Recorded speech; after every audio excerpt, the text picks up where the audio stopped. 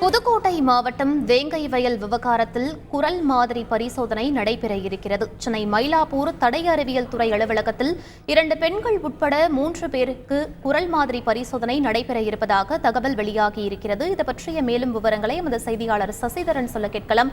வணக்கம் சசிதரன், இந்த பரிசோதனை எப்போது நடைபெற இருக்கிறது? முழு விவரங்கள் என பதிவு பண்ணுங்கள். புதுக்கோட்டை வேங்கை வயல் விவகாரத்துல 3 நபர்களிடம் குரல் மாதிரி பரிசோதனை துவங்கி இருக்கிறது. சற்று நேரத்துக்கு முன்பாக இந்த சோதனை 3 நபர்களிடமும் விசாரணையை தடய அறிவியல் அதிகாரிகள் தொடங்கி இருக்கிறார்கள்.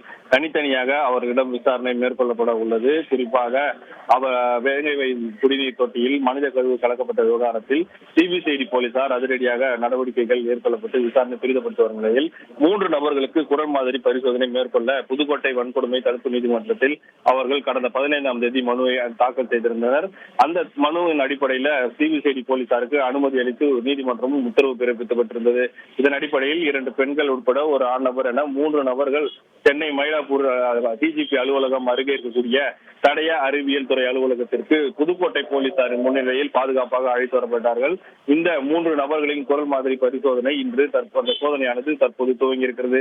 ஏற்கனவே இந்த வழக்கில் 5 சிறார்கள் 31 உட்பட 31 நபர்கள் எடுக்கப்பட்ட டிஎன்ஏ சோதனை தோல்வியில் முடிந்த நிலையில் 10 பேருக்கு உண்மை கண்டறியும் சோதனை நடத்த வேண்டும் என சிபிசிஐடி போலீசார் வன்கொடுமை தடுப்பு நீதிமன்றத்தில் மனு செய்திருந்தனர்.